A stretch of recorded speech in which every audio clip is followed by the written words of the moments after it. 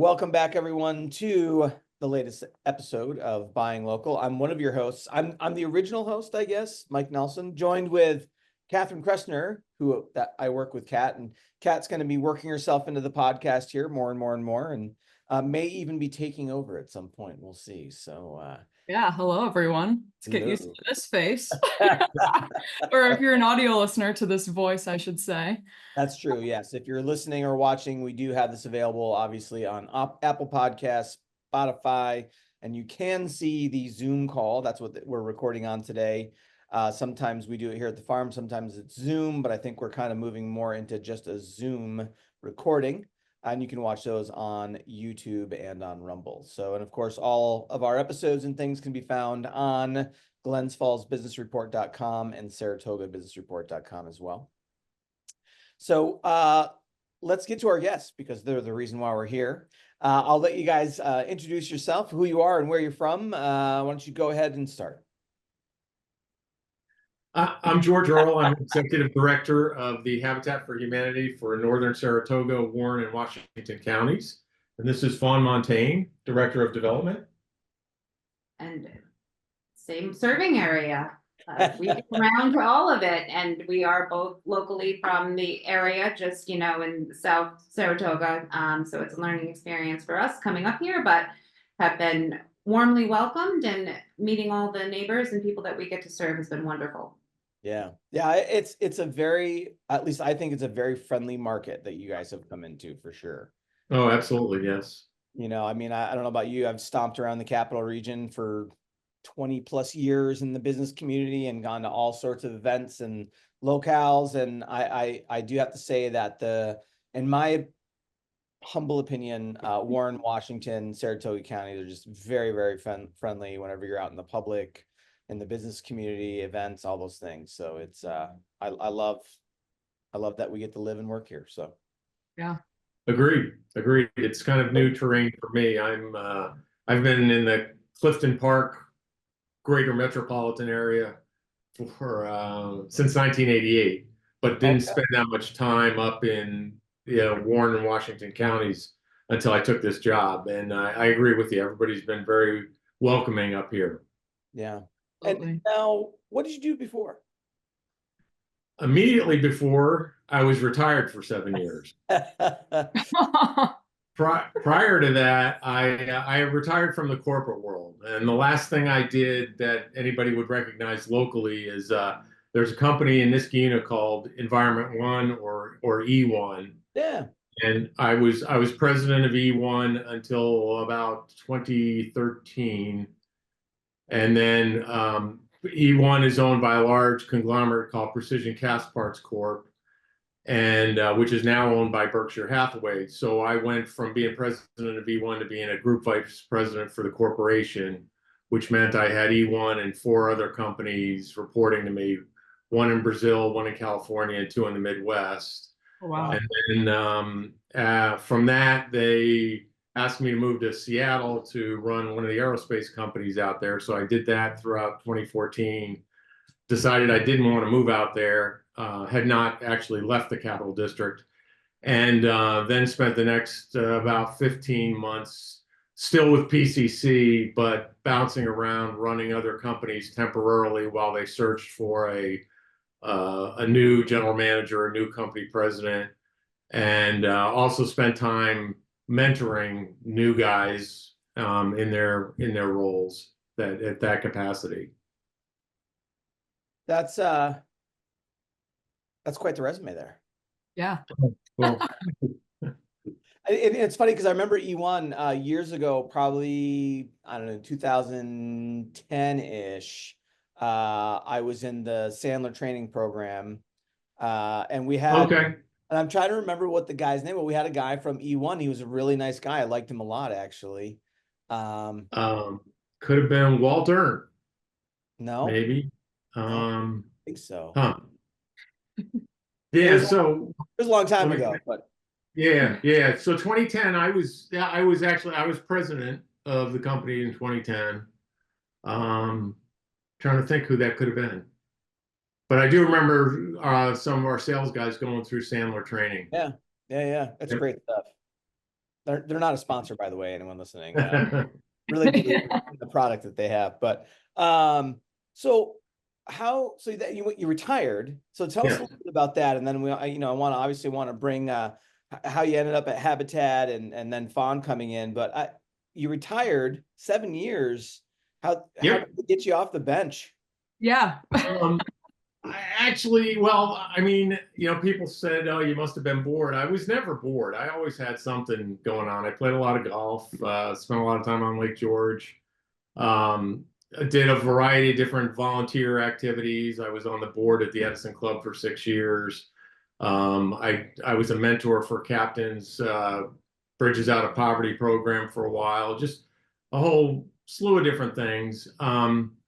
And I happened to cross paths with Mike Dowd, who's the board president here.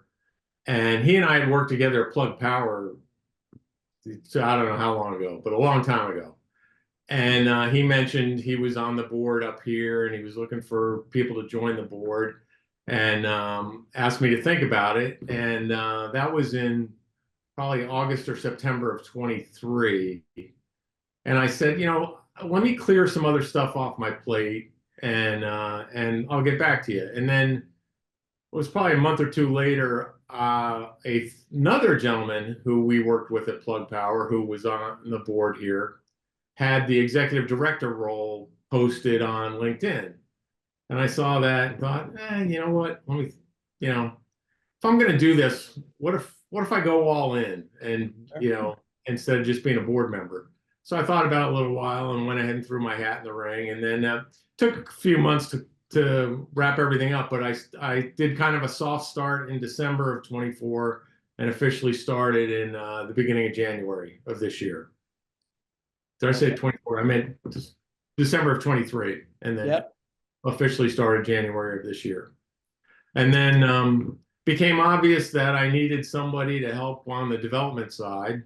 So we started a search in the spring and found Fawn, and Fawn joined in May. Very nice. And Fawn, what did you do before?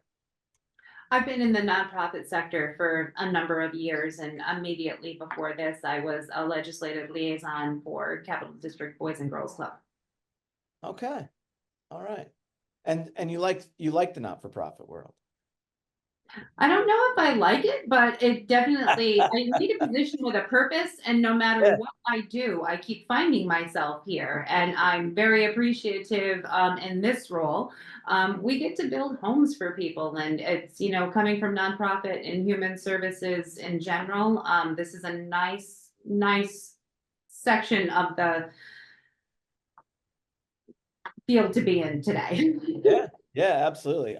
I do feel like, the not-for-profits or nonprofit arena definitely, they do something that the not normal, but the for-profit business community doesn't do, and they always lead with purpose, right? Like the not-for-profit arena just is really good about leading with their purpose and what they're trying to accomplish, whereas business owners like myself and from small up to big businesses, we don't always look at that side of things. So it's just always seems very rewarding to be in the nonprofit side, where on the for-profit side, maybe not sometimes, but so we won't take this whole call for it, but I appreciate what my mentor and very dear friend has started in the Saratoga area, and Maggie Frank, who's the executive director of Wellspring, has really embraced Saratoga Chamber to create an impact sector.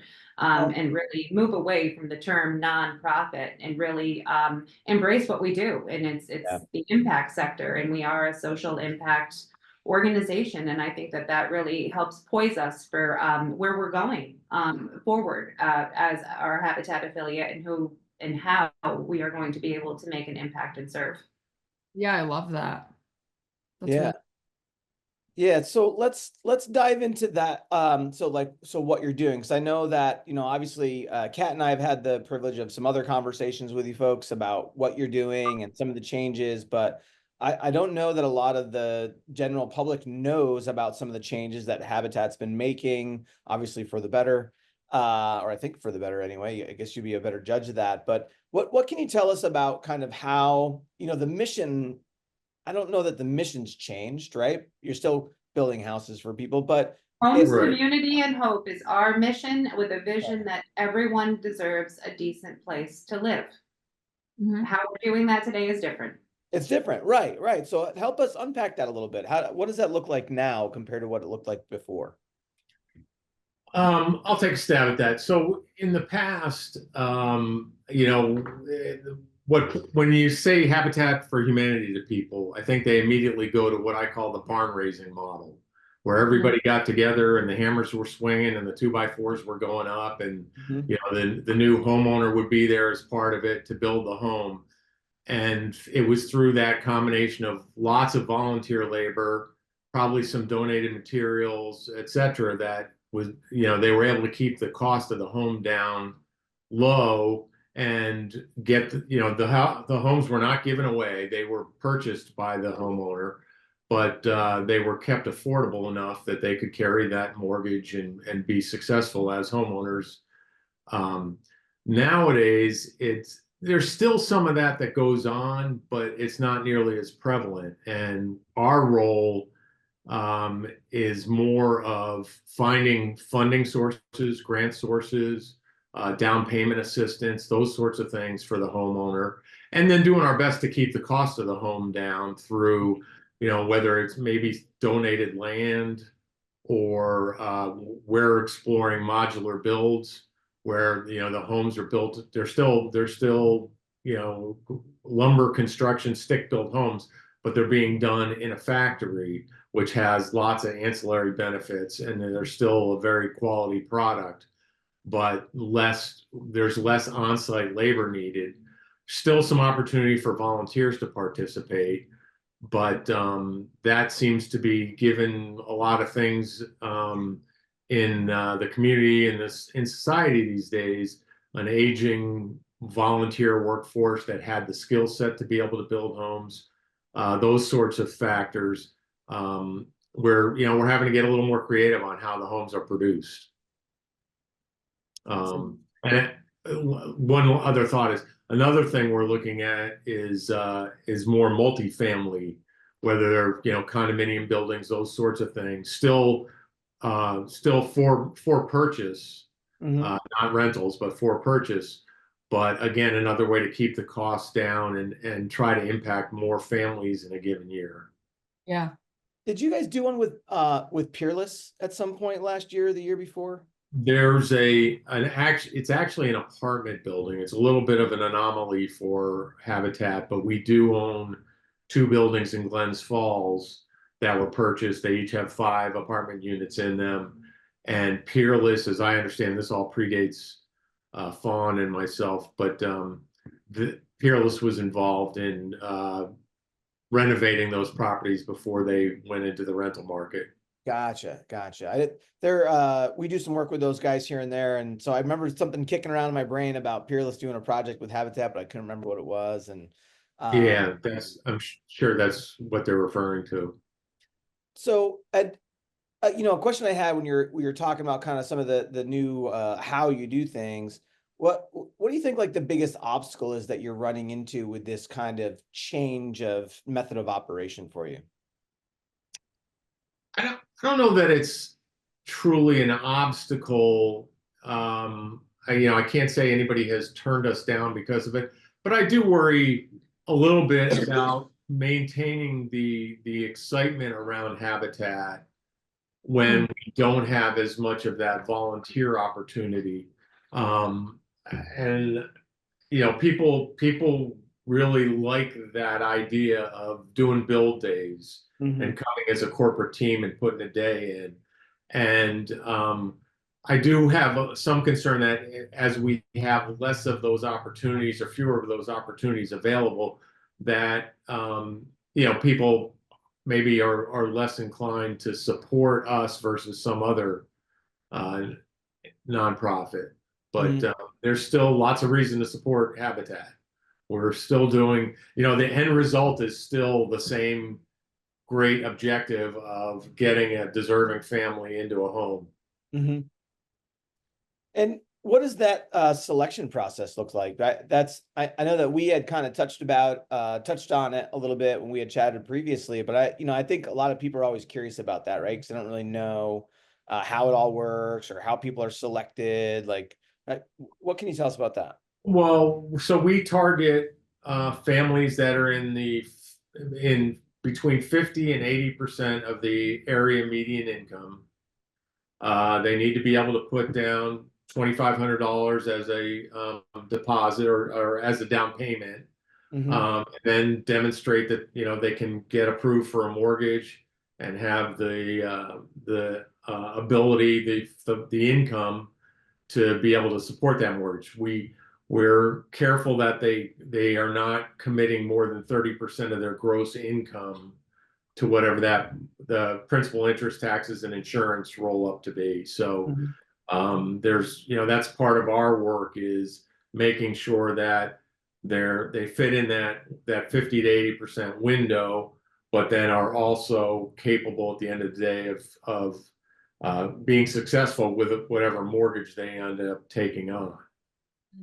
And that's important to note, we don't originate mortgages here at Habitat. We are, we take an application, and it's always, need first, the ability to participate, become mortgage ready, but we work with financial institutions. These are traditional mortgages after all are applied.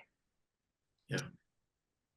So there is still a mortgage in place, right? Like, it's not like absolutely. There's no gifting, and I think that's the biggest miscommunication or misinterpretation of what Habitat is that I told George when I took this job, I was so committed to making sure nobody was ever exploited in being a Habitat family, because it's not about a somber situation and an isolated need. We're dealing with a housing crisis.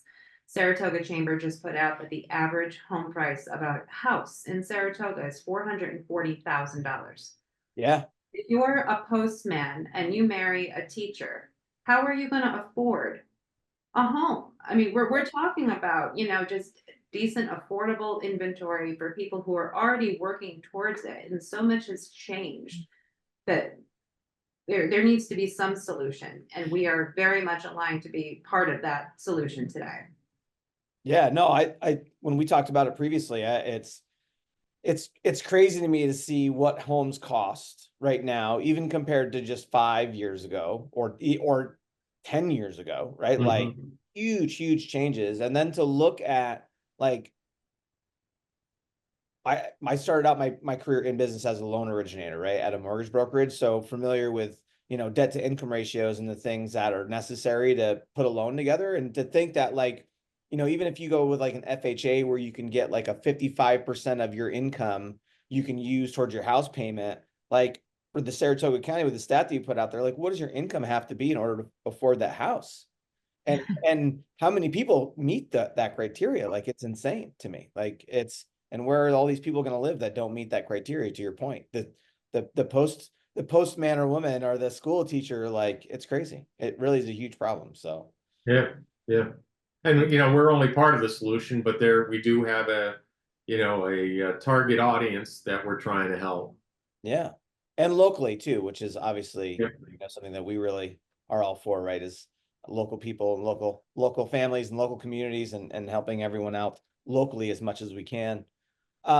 Information we're hearing is, and we're amidst a project in Hudson Falls right now, is, the proximity that people are having to leave their home communities from to just find something decent and affordable to rent or have temporarily, and how that's changing the composition of people's home communities, where people are able to go to school, what that looks like for your upbringing. And so many people are approaching us saying, either my parents are aging out and have too much house and they don't have something to downsize into to make that unit available, or there's nothing of an affordable nature for our family to remain in the same area. And be a part of the community that we know and love. And where do they even go? Like, if they can't afford to stay here, where do they go? Like, like historically, especially in like the Glens Falls, the greater Glens Falls market, I mean, it's been a bedroom community that has been the affordable place to live, and so and that's changed and changing so much, and it's becoming so much harder. So it really is a scary thing, and it's great that there's folks like you guys that are kind of on the front lines of that, helping to make changes there. What, I curious, how many builds are you able to do a year? Well, we're gonna find out. That's a very good, we, if you look at our history, our first build was 1996. And in that time, we've done about 31 builds. We just Okay. closed on the most recent one in August back in Saratoga. And, our objective over the coming years is to try to get to double digits each year. Each year? Yeah. I wanna see 5 houses in each county up every year. That'd be amazing. There's no reason, I'm struggling as the development director to understand why people have a hard time buying into this or jumping on the opportunity to make this happen, because it's Mhm. so, it's so doable. Yes. Like our objective for this for 2025 is we own a lot in Hudson Falls, and we just purchased the adjacent lot. We're have a campaign going now to hopefully raise some money to buy. There's another lot available down the street, and if we can purchase that lot, it's conceivable we could put 4 houses basically in one little area of Hudson Falls next year, which would get some momentum going in that neighborhood and probably see some rejuvenation of the whole neighborhood over time. Yeah. So, and that's step one, and we've got bigger plans beyond that, including, and this is probably a few years out, a 28 unit multifamily development in Queensbury. Would be phase 1 would be an 8-unit condo, phase 2 would be a 20-unit condo building. And that's how you do them, as would be as condos, so you would still be selling. Yes. Yeah. Yeah. And not becoming landlords, so to speak. Right. So that's and then we're being opportunistic in between. We're looking for other opportunities that come along and figuring out how we can make the best advantage of them to help more homeowners. But it takes capital, and that's where getting the word out there and increasing the support from the community so that we can help the community. Absolutely. And that was well, I have 2 questions really. And Kat, I don't mean to bogart all the questions, so You're good. anytime. We have another podcast called Blue Collar Startup, and my buddy Derek, who's my co-host on that, same thing. Like he knows, like, you just have to interrupt me, and because I'll always like just keep firing questions. But the last person I heard use the term bogart was me. Nobody uses that term anymore. I think we both have some wisdom highlights. Absolutely. It might be a term that is not used as often as it used to be. We can bring it back. We'll just put it to the next generation. We're gonna task Kat with that, to just bring it back. Yeah, I was gonna say, I'll carry the torch. Are you familiar with the term bogarts? I mean, Kat is an old soul. Oh, you're not? No. Do you know who Humphrey Bogart is? Yes. Okay, because I was gonna walk No, off. she knows the name. Look at that. Yeah, I'm like, He just doesn't know where it turned into a verb. Where it turned into a verb, yeah. Well, you can Google it, I guess. yeah, we don't we don't have to waste our airtime here, but yes. So I 2 questions I had. One was, do you always do new builds, or do you ever do like rehabs or buy existing properties? Because obviously, the economics of land, right? Like, they're not making any more of it. Right. Land, especially in Warren, Washington, and Saratoga County. I mean, obviously Washington County probably has the most of it at this point left. But even that, a lot of that is going to be farm and USDA land. So I'm just curious of like, how do you do anything other than new builds? We from my understanding of our history here, we have done some of that. Mm-hmm. And we're not opposed to it going forward, but I can't say we have any definitive plans for it right this minute. Okay. We want to be good stewards of what we've been left with. We have adopted an organization, and we have an obligation to donors past, present, and future to be good stewards with what we have. And thankfully, as a nonprofit, it's poised in a much better situation than a lot of nonprofits that I've been able to work with. However, we get calls every day. We would love to be able to be a solution for everybody. And it's hard to Yeah. say no a lot of times. And I think that's why our call to the community is even stronger, because we would be able to do more and probably be able to do more with volunteers and other things. But right now, in order to be good stewards and to stay on track, my good friend here, George, has embraced in me. There's an unlimited number of things that we can do wrong. So we have to be very on point to make sure that we stay on track with the plan that we came out with. And when resources present themselves, we'll be able to do more. But this is why the impact community is as great as it is, because other organizations are out there doing that work. They do it very well. We make referrals to them all the time, and we're here to do what we can with what we have. Yeah. And I'd imagine that, and this kind of bridges into my second question, was, that you can really kind of only move at the speed of what resources are available, right? Whether it be money or land or volunteer work, or volunteers. So I guess that was the question I had was, from a economics of a build standpoint, because you're not making any money off these builds, right? Like, I mean, like you're not selling the house to a homeowner and like being able to throw 30 grand into a kitty from the sale of the house. No, yeah, So no, that's correct.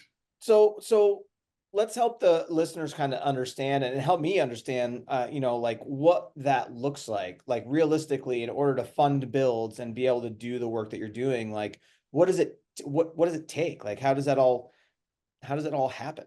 Well, we need to have capital to say purchase the land, purchase in the case of these houses we have planned in Hudson Falls, to purchase the modular homes, get the foundations built, get the houses installed and finished, and then that there's going to be a finite cost to that, and we have to figure out how to fill that, cover that cost. So a portion of it, the majority of it will be the mortgage that the homeowner takes on, because they will purchase it from us for that mortgage value plus the $2,500, but then closing costs and et cetera.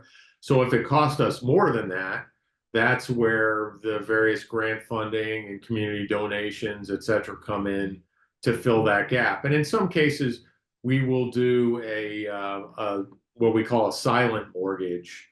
If there's a gap to be filled still, and that is a second mortgage that the homeowner basically earns their way out of. They don't actually make payments against it, but if they stay in the home for the full 30 years, that mortgage is forgiven.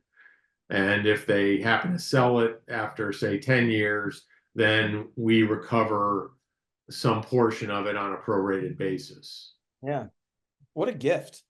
Yeah. It really is. And to be able to speak to the listeners and to those in the community to say that, this is the way that we are able to be successful. This is the way in which we're helping things. Gone are those donated materials, the donated labor.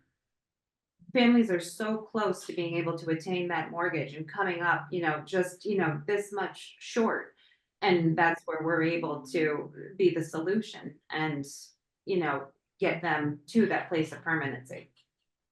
Yeah, it's just amazing. Because they would be able to buy a house otherwise. Yeah, and just for clarity's sake, it's not that there are zero donated materials anymore, or zero donated labor, but it's not as significant. It's not the sort of thing that we can count on to build really low cost homes at the quantity that we're seeking to do. Right. Well, right. And that was my next question, unless Kat wants to jump in, and because I feel like I'm not giving her the opportunity to speak. What would help you, step on the gas, so to speak? Like if you, as you look down it right now, we need corporate people or a family to really step in and say, we are aligned with what you're doing. We see a year from now the impact that this is going to have. I've talked to a bunch of people in the last couple of days, and right now everybody's doing a toy drive, right? So all the bins are getting filled. And I said, you know, what's it gonna look like when we have volunteers on a street decorating 5 houses for somebody's first, 5 families' first Christmas? Santa going down that road, or, you know, unpacking those 5 moving trucks, you know, and getting your vision around the grander scale of, we can make a small impact right now because it feels good and be a part of, you know, the spirit, or we can either become a recurring donor or step up with a significant an endowment that says, I see your vision of 5 homes in this row, and I want to make sure one of them goes to a family that maybe earns 30% median income because the other 4 are being purchased. You know, there are creative ways we're going to be able to help a lot of people. It's a new way of thinking, and becoming community ambassadors and helping us, you know, share the message of the future and how we're approaching it. That's the biggest help that we need. Do you, I mean, I have to assume, like, I'm just thinking off the top of my head, and again, because of the other podcast, you know, we speak with a lot of builders, and some of them are large and some of them are small, but I just think about some of the large builders that are in the area that, you know, the kind of funds and resources that you would need, they're large amounts of money, obviously, but to companies that are of some of these sizes, I mean, it seems like it would be something that they could be very accessible to help you guys with it. I'm surprised that there aren't more companies stepping up and getting in line to help you guys on that. Connection and communication. I think, you know, 12 months is a long time for, you know, one body to another to have little communication, not have presence. You know how many faces turn over in these organizations. So for us to have that opportunity, we're beneficiaries of Showcase of Homes, and Saratoga builders have been phenomenal to work with. But Warren County is huge. Washington County is huge. And we need folks from all of these places working with us, and we'll go to them. You know, they don't just have to come to us, but we need to be connected because there is a solution in all of this. Yeah, right. I feel like it seems like it should be so easy, right? Like, you know, I'm saying, I'm like, oh, like, well, you know, this seems like it would be so easy, but I guess at the end of the day, right, like everyone's getting pulled in a lot of directions, and, you know, the folks that have the resources are being asked by a lot of folks to do a lot of things, and Hey, we can go to statistics and look at, you know, what, you know, feelings of donors are today and what giving habits look like and how anonymous donors are stepping up. But, you know, the root of this all is it's Habitat for Humanity. What is more community driven than Habitat for Humanity? I mean, President Carter just turned 100 years old. You think about what's been done over, you know, his 100 years, so say his 70 years participating in Habitat. I just think about what can be done in the next 10 years, let alone the next 100. If we agree to just, you know, stop all the bureaucracy, stop all of the red tape. We spent over 6 hours the other day applying for grants that would give us $25,000 per parcel of land if we were awarded, and 6 hours of our admin time. And I mean, just question after question after question. And it would delay our plans to even, you know, wait to get that award. Right, to see if it comes. So, you know, there's a lot of, you know, there's a lot of unknowns, and, you know, everybody thinks there's like an easy solution, and the easy solution is people coming together and, you know, saying, I want to be a part of this, and here's my investment. But here's my recurring investment, my once a year investment, whatever that means to you, but getting involved and staying involved. Yeah, keeping it going. Well, I know there's also 2 current projects you guys are currently working on to help put pedal to the metal. I don't know if you guys want to touch base on those. It's the Hudson Falls neighborhood revitalization, and then also Rebuild or Restore campaign. So yeah, we've talked a little bit about Hudson Falls already and what we'd like to accomplish there.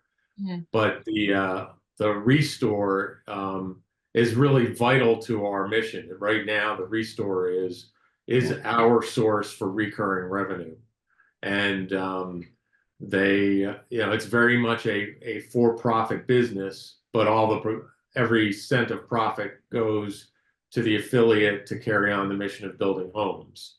And the building's been here, I don't know how long now, but it's part of it's in rough shape.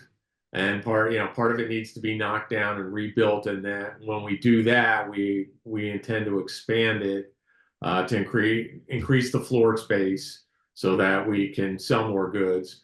Right now we have remote warehousing for the inventory. We'd like to co-locate that, which will improve our efficiencies and minimize the amount of movement of the inventory.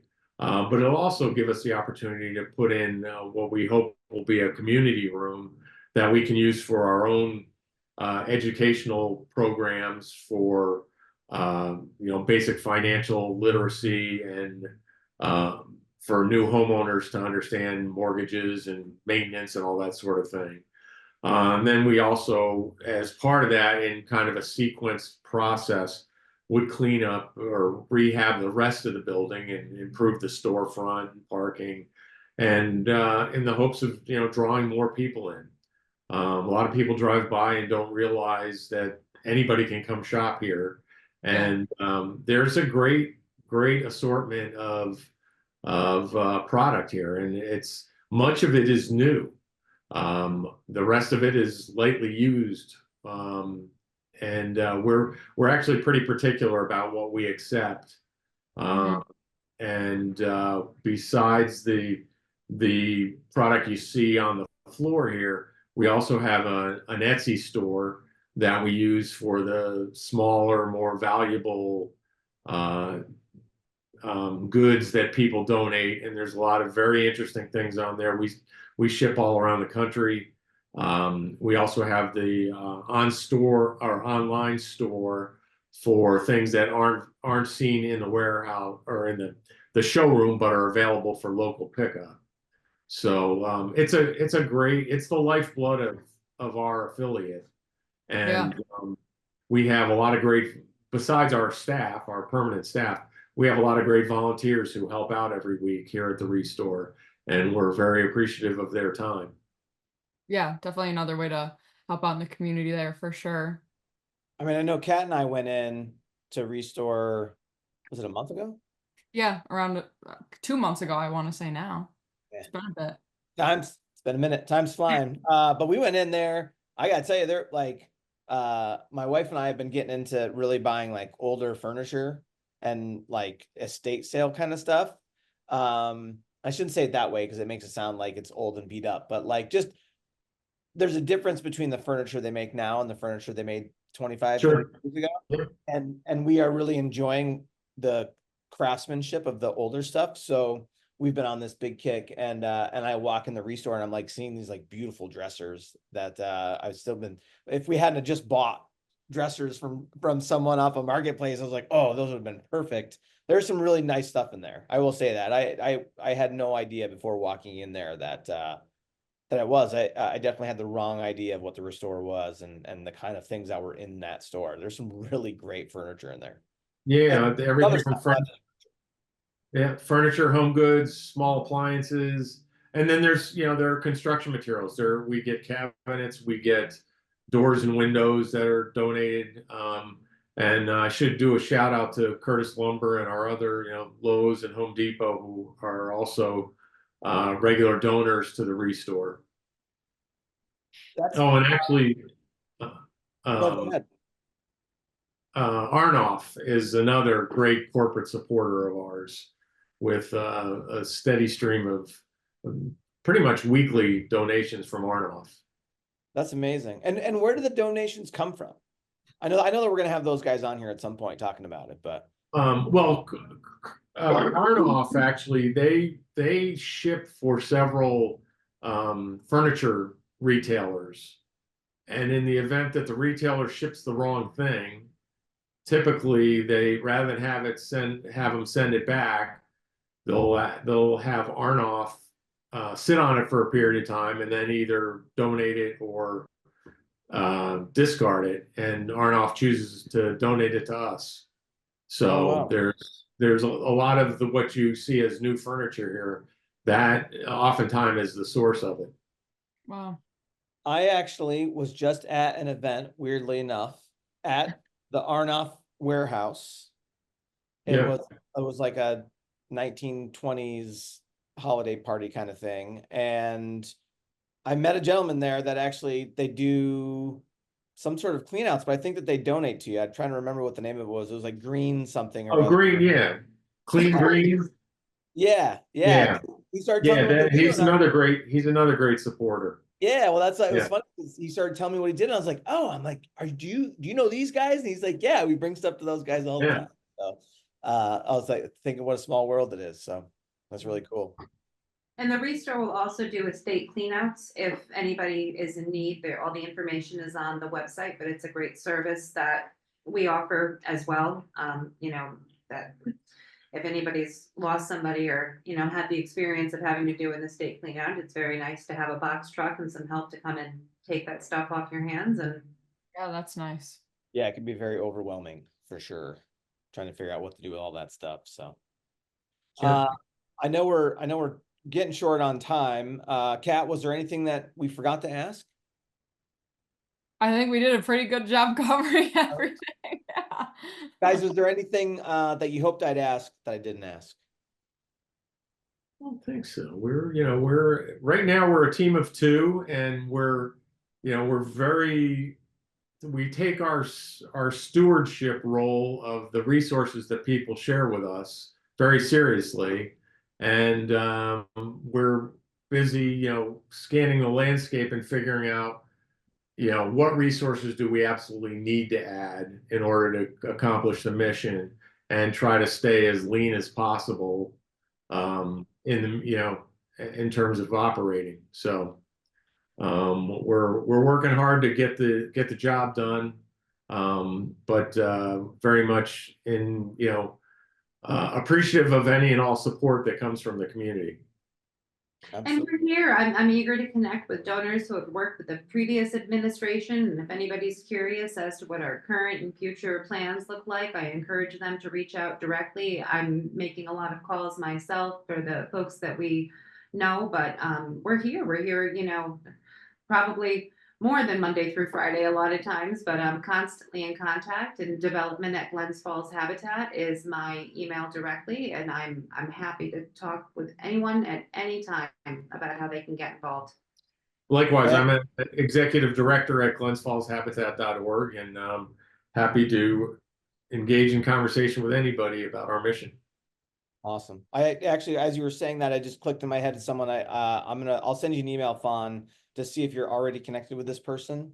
But literally what you're just saying, for whatever reason, just triggered them in my mind as someone that might be helpful for you guys.